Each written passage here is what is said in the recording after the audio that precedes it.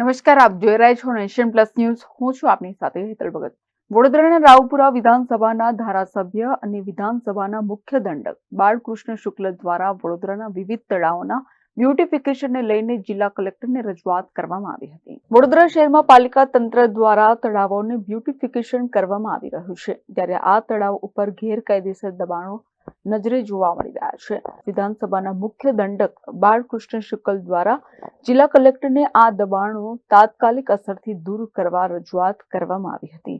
જિલ્લા કલેક્ટરને રજૂઆત કરતી વખતે વિધાનસભાના મુખ્ય દંડક બાળકૃષ્ણ શુક્લની સાથે વોર્ડ નંબર 14ના municipal councillor Nandaben Joshi, Gelam Choksi, Haresh Jingar, ward number 16ના મ્યુનિસિપલ કાઉન્સિલર સ્નેહલ પટેલ તેમજ વોર્ડ નંબર 14ના પૂર્વ કાઉન્સિલર વિજયભાઈ પવાર ઉપસ્થિત રહ્યા હતા.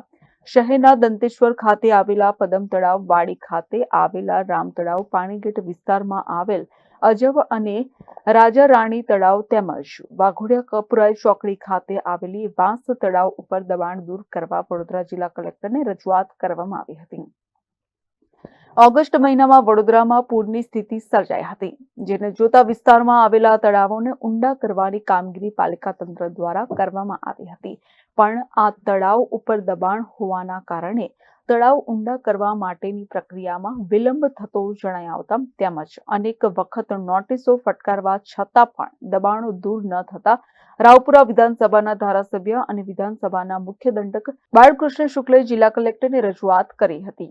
એટલે આજે રાવપુરા વિધાનસભા વિસ્તારમાં આવેલા તળાવો અને તળાવોમાં કોર્પોરેશન દ્વારા બ્યુટિફિકેશન અને રિસ્ટોરેશનનું જે કામ સોંપવામાં આવ્યું છે, તો એ કામગીરીમાં અવરોધરૂપ કેટલાક દબાણો છે. એ દબાણોને સમજવા માટે અને દબાણો દૂર કરવા માટે થઈને શું કરવું જોઈએ તેના માટેના કોર્પોરેશનના અધિકારીશ્રીઓ અને અમારા એ વિસ્તારના કાઉન્સિલર મિત્રો અને સંગઠનના ટીમ સાથે એની વિઝિટ કરી છે અને હમણાં અમે કલેક્ટર કચેરી આવ્યા છે. કલેક્ટરશ્રી દ્વારા સૂચના આપવામાં આવી છે અધિકારીઓને ટૂંક સમયમાં જ એનો સર્વે થઈને એમને નોટિસો આપવામાં આવશે અને ત્યારબાદ એ તમામ દબાણો હટાવવામાં આવશે, જેથી કરીને આગામી દિવસોમાં એ વિસ્તારમાં વોર્ડ નંબર 14 અને 16માં પૂરનું પ્રમાણ નહીં રહે એ માટેના પ્રયત્નો છે. જિલ્લા કલેક્ટરે પણ બાળકૃષ્ણ શુક્લની રજૂઆત સાંભળી જણાવ્યું હતું કે તળાવ ઉપરના દબાણો જેમાં રહેઠાણ ગોડાઉન સર્વે કરી તેઓને નોટિસ ફટકારવામાં આવશે.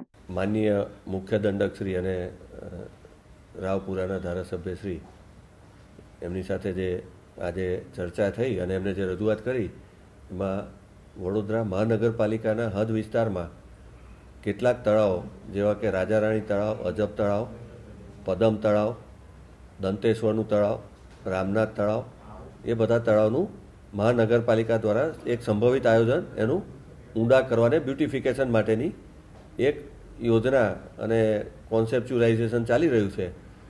પરંતુ પ્રાથમિક સર્વેમાં એવું પણ ધ્યાન પર આવેલું છે કે આ તળાવોની હદમાં અને તેના એપ્રોચીસ ઉપર અને એની આજુબાજુમાં આવેલા કેટલાક સરકારી જમીનોમાં વિવિધ પ્રકારના રહેણાંકથી માંડીને ગોડાઉન ને એવા દબાણો ધ્યાન પર આવેલા છે. ઘણા ખરા દબાણોમાં તો જ્યાં મહેસૂલી જમીન છે કલેક્ટરશ્રી કે સરકારશ્રી હસ્તકની, એમાં ભૂતકાળમાં નોટિસો પણ ઓલરેડી આપેલી છે. આ ઉપરાંત જ્યાં માપણી કરવાની કે સ્થળ તપાસ કરીને વધારાના જે પણ દબાણો કે જે અગાઉ નોટિસો આપવાની બાકી છે કે આઈડેન્ટિફાઈ કરવાના બાકી છે એ પણ આઈડેન્ટિફાઈ કરી અને એને પણ જે કાયદાની જે પ્રક્રિયા નોટિસ વગેરેની હોય તે કરીને એને હટાવવાનું આયોજન હાથ ધરવામાં આવશે. જે રીતે આયોજન કરી રહ્યા છે તળાવ બ્યુટિફિકેશનનું વાઇડનિંગ માટેની આજે દબાણો હટાવવાની પ્રક્રિયા છે, કેટલા સમયમાં પૂર્ણ થઈ શકે એવી શક્યતાઓ છે? દબાણો હટાવવાની પ્રક્રિયામાં રહેણાંક દબાણ હોય તો અમારે એને એક ચોક્કસ મિનિમમ 15 દિવસની નોટિસ આપવી પડે અને દબાણ છે એ આઈડેન્ટિફાઈ કરવા માટે ક્યારેક સ્થળે સર્વેયર દ્વારા માપણી પણ કરાવવી પડતી હોય છે. તો આ બધી પ્રક્રિયા થતાં સ્વાભાવિક એકાદ મહિના જેવો સમય લાગી શકે. રહેણાંક સિવાયના દબાણો છે એના માટે નોટિસ પીરિયડ અમે ઓછો રાખીને એને 15 દિવસમાં દૂર કરી શકીએ. તો બીજી બાજુ કપુરાઈ તળાવના બ્યુટિફિકેશનમાં તકલાદનું બાંધકામ કરનાર કોન્ટ્રાક્ટર અંગેનો વિધાનસભાના મુખ્ય દંડક બાળકૃષ્ણ શુક્લને સવાલ પૂછતાની સાથે જ બાળકૃષ્ણ શુક્લે આ કામ વડોદરા મહાનગરપાલિકાનું છે તેમ કરી જવાબ આપવાનું ટાળ્યું હતું.